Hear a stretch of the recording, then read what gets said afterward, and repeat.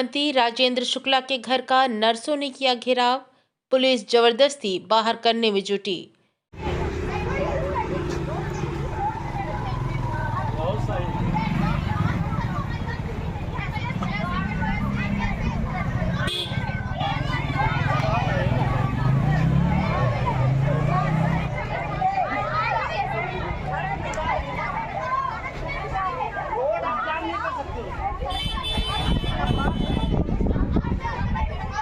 जरूरत नहीं है, शांति से बैठो। घर है ये भाई। अरे ये सुनो बात तो पहले आप लोग। ये ऑफिस बंगला नहीं, ऑफिस है, घर है ये। घर में हो हल्ला करोगे तो फिर हमको दूसरा उपयोग करके हटवाना पड़ेगा, इसलिए आप लोग शांति। अरे मेरे बाबा कई बार बातचीत कराया, कार्यवाही भी आपकी हो रही है। अब आप नहीं मानते तो क्या करें? लिखित में एक हफ्ते का समय 10 दिन का मांगा था। अच्छा तो ऐसा करने से क्या मांगे पूरी हो जाएंगी जैसा आप लोग कितने दिनों से हम शांत बैठे हुए हैं, अभी तक कोई कार्रवाई नहीं हुई, ना कोई हमें मिलने आया है, ना कोई मिलने, ना कोई बात कर रहा है। तो आप अभी शांति से बनाओ, आते हैं तो बातचीत कराएंगे आप।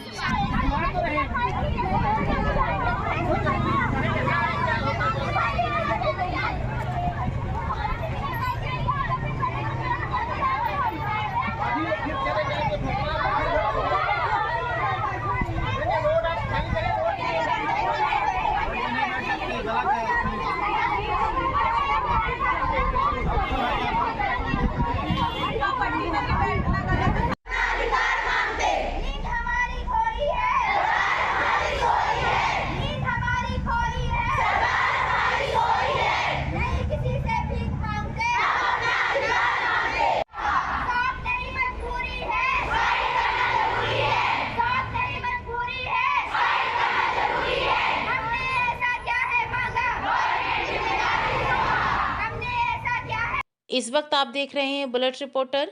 बड़ी खबर मध्य प्रदेश के रीवा से है। रीवा के शासकीय नर्सिंग कॉलेज की मान्यता समाप्त होने से आक्रोशित नर्सों ने उप मुख्यमंत्री राजेंद्र शुक्ल के निजी आवास का घेराव किया है। सुबह 12 बजे से नर्सें जमी हैं। आपको बता दें कि स्वास्थ्य मंत्री से नर्स मिलकर कॉलेज की मान्यता बहाल करवाने की मांग कर रही हैं, लेकिन स्वास्थ्य मंत्री से मुलाकात नहीं हो रही है। सबसे बड़ी विडंबना यह है कि नर्सों का भविष्य दांव पर है और पुलिस स्वास्थ्य मंत्री से मिलने भी नहीं दे रही। बुलेट रिपोर्टर के लिए ब्यूरो रिपोर्ट, रीवा। क्या आप कुछ मांगे हैं आपकी? हम लोग 12 बजे से बैठे, इसके पहले भी हम सुबह आ चुके हैं।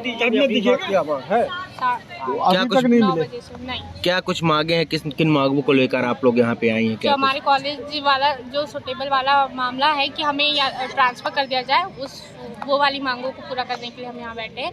और आज ही नहीं, इसके पहले हम बहुत बार आ चुके हैं, ये पहली बार नहीं हो रहा है। 10 दिन 1 सप्ताह हो गया है, बहुत टाइम से आ रहे हैं। क्या कुछ ऐसा हुआ कि आप लोगों को यहाँ तक आना पड़ा, इस तरह प्रदर्शन करना पड़ा? कोई सॉल्यूशन ही नहीं मिल रहा है, इस वजह से तो यहाँ तक आ रहे हैं। अभी आप लोग यहाँ पे नारेबाजी कर रहे थे, जिसको लेकर अभी बोला गया कि बल का प्रयोग किया जाएगा, तो क्या कुछ आप लोग लड़कियाँ हैं? सर हम सभी के पास चले गए, कमिश्नर के पास चले गए, कलेक्ट्रेट ऑफिस चले गए, डीन के पास चले गए, प्रिंसिपल के पास चले गए, सब जगह चले गए, कोई सॉल्यूशन नहीं हुआ। इसलिए सर के यहाँ आए हैं। यहाँ से आप लोग को हटाने के लिए अभी बोल रहे थे कि शांत रहो, नहीं तो बल का प्रयोग किया जाएगा। क्या कुछ आप लोग लड़कियां बताइए? हम क्या करें बताइए, आप हमारी जगह रहते तो हम आप क्या करते? हमारी फ्यूचर का सवाल है ना सर। हमारा तो टाइम भी गया, हमारा कितना टाइम बर्बाद हुआ आपको पता है? कई लोग तो अपना ग्रेजुएशन छोड़ के आए, 3-3 साल का ग्रेजुएशन था, वो कंप्लीट किए बिना छोड़ के आए। वहाँ पे 3 साल और यहाँ पर हमारे 1 साल 3 साल मतलब 6 साल टोटल बर्बाद हुए। हमारी फ्यूचर की कोई परवाह नहीं है। कब तक बैठेंगी आप यहाँ पर? जब तक हमारी मांगे पूरी नहीं होती, चाहे रात हो जाए चाहे कल सुबह हो जाए। जब तक मिल नहीं लेते, जब तक हमारी बातें नहीं हो जाती, तब तक बैठे रहेंगे। यहाँ से नहीं हटेंगे? नहीं हटेंगे।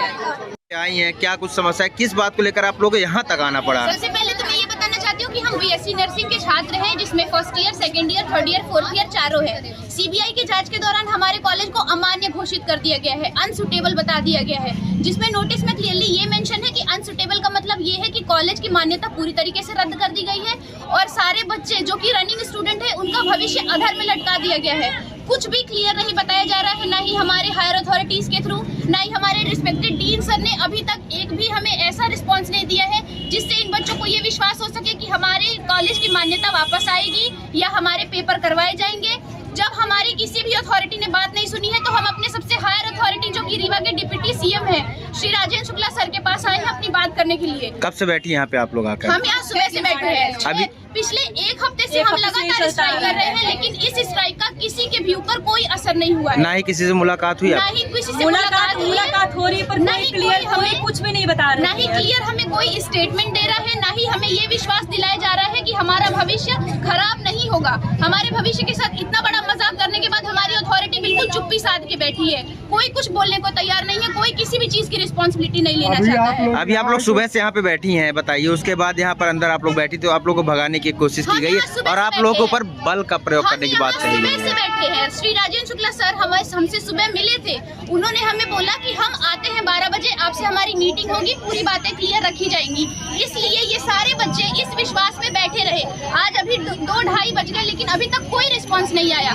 जब हमने नारेबाजी की, हमने अपनी बात रखने की कोशिश की, तो यहाँ पे आके हमारे बड़े लोगों ने ये बोला है कि हम अपने बल का प्रयोग करेंगे, तुम्हें यहाँ से बाहर भगा के बाहर खदेड़ दिया जाएगा, ऐसा बोला गया है। सीधे इन मेडिकल स्टूडेंट्स को ये बोला गया है कि हम अपने बल का प्रयोग करेंगे और तुम्हें यहाँ से बाहर भगा देंगे। अब आप लोग घर से कोई सुनना नहीं चाहता है। घर से बाहर निकलकर रोड पे आके बैठ गए हैं। जब हम घर में थे, घर के अंदर बैठे हुए थे, क्योंकि हमारे पास सिर्फ एक ही ऑप्शन है, सीएम सर का घर, इसलिए हम यहीं आए थे इनसे मिलने, क्योंकि सर इस समय रीवा में अवेलेबल है। हमको ये बोला गया था, सर ने हमसे खुद बोला कि 12 बजे वो हमसे मीटिंग करेंगे। जब उन्होंने ऐसा नहीं किया तो हमने नारेबाजी की ताकि कोई तो हमारी बात सुने, कोई हमारी गुहार सुने, लेकिन कोई तैयार नहीं हुआ। यहाँ अंदर हमें बाकी पुलिस के द्वारा और बाकी सिक्योरिटीज के द्वारा ये बोला गया कि हम तुम्हें बल के प्रयोग से बाहर भगा देंगे। हम रोड पे आके रोड पे धरना देने को तैयार है, लेकिन यहाँ भी हमें बोला जा रहा है कि यहाँ से उठो, यहाँ हटो।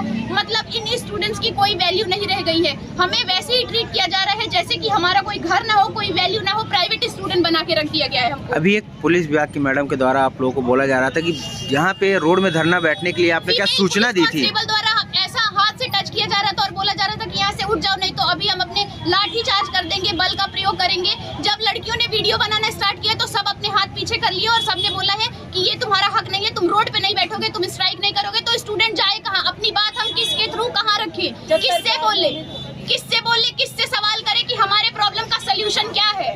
कौन करेगा हमारे प्रॉब्लम का सोल्यूशन? कौन देगा? ऐसी कितनी छात्राएं हैं जो इस तरह से परेशान हैं? 120 का थर्ड ईयर का बैच है, 120 का सेकंड ईयर का बैच है और 30 स्टूडेंट्स का थर्ड ईयर और फोर्थ ईयर का बैच है। मतलब कुल मिला के 300 स्टूडेंट्स के भविष्य के साथ खिलवाड़ किया जा रहा है रीवा गवर्नमेंट मेडिकल कॉलेज में।